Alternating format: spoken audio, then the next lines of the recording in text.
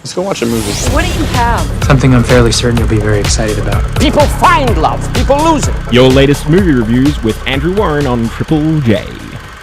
If anyone tells you that Baz Luhrmann's Australia is the quintessential Aussie film, tell them they're dreaming. For me, there's no movie that sums up my life in an Australian family more accurately than The Castle. I recently took the opportunity to rewatch this euphorically Aussie time capsule from the 90s and unashamedly had lots of fun. In the movie, Michael Caton, better known to some as the little bit fancy voiceover from those old Macca's ads, stars as family man and tow truck driver Daryl Kerrigan. He and his somewhat bogan family have lived at 3 Highview Crescent, Coolaroo all their lives, which just so happens to be right next door to the Melbourne airport. The plot involves Airlink, the company that owns the airport, seeking to acquire the neighbourhood of these endearingly unfashionable characters with due compensation.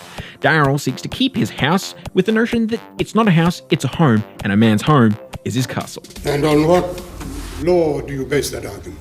The law of bloody common sense. Requiring a little bit more than just his common sense, he turns to Dennis Denudo, a practically incapable barrister who often has a lot of trouble with his photocopier. What the fuck is that? I cleared tray 3. In his pursuit of fairness, Daryl bumps into a friendly QC by the name of Lawrence, played by the late great Bud Tingwall. Lawrence takes a liking to Daryl's can-do attitude and offers to take their case even higher. I believe there's a section of the Constitution about the government's right to acquire land that hasn't been tested. But Dennis tested it.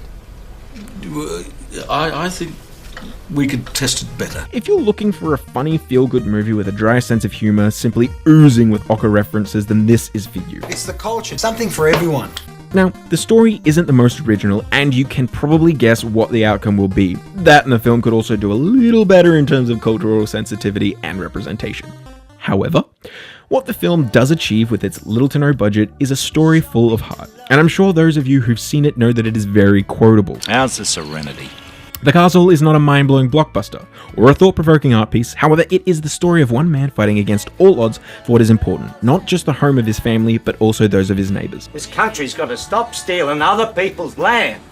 For me, the film is funny, heartfelt, and sometimes a tiny bit inappropriate, and I'm giving this film 4 slightly uncomfortable wog jerks out of 5. Looks like everybody's kicked a goal.